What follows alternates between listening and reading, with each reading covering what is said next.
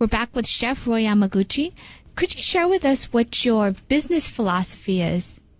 Well, basically what I've done is, there's a lot of different things you believe in, but what we've done is divided our so-called beliefs in 4 different categories, and we call them stakeholders. So we have different stakeholders in our company. We have our management as a stakeholder. We have our guests as a stakeholder. We have our staff members as a stakeholder, and then we have the community as a stakeholder.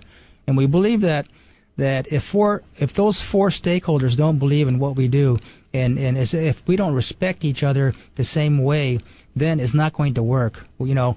A good example is that we want to be able to be a good employer. Okay, so we have our management team that are working at one level, but we have to make sure that our staff knows and understands what the management is trying to do. We have to give clear directions. We have to make sure that they are treated with respect. They want to be able to come to work and have fun and have a lot of energy. At the same time, we want to make sure that in our community we do a great job. We want to have individuals in our company working to be helpful in our community. We want the community to be proud of us. We want purveyors that we deal with on a daily basis. We want them to give us the best products. We don't want to buy the product and not pay them, for instance.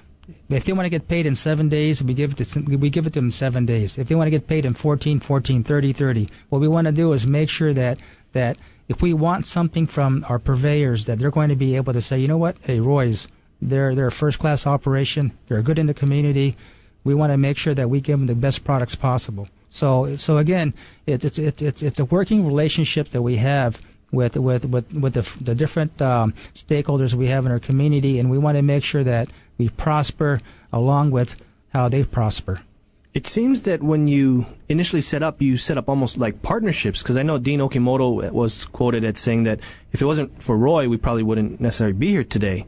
Can you talk about how you're looking at these partnerships or these relationships and how you view that? Well, to me, relationships are very, very important. And at the end of the day, to me, when you pass on or as you're getting older, the most important thing, or the things that you can really, to me, have fun about are memories. And when you sit around and even till today, when I think back about the different things that I've done, when I'm able to talk about that, with friends and talk about what we did in the past, and just have fun at that, to me, that's one of the most important times of my life, and the feelings of my life. So, especially with Dean, when I first met him, and I really understood his passion.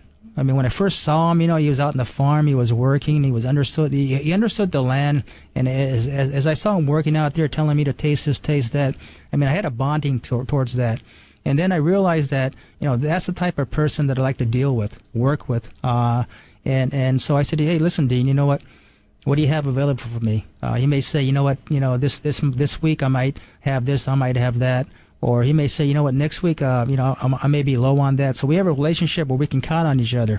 And when we do that, I'm able to say to my guests, okay, not really say to them, but I can plan the menu and say that, I'm going to have these ingredients on the menu because I'm going to be able to get this from Dean.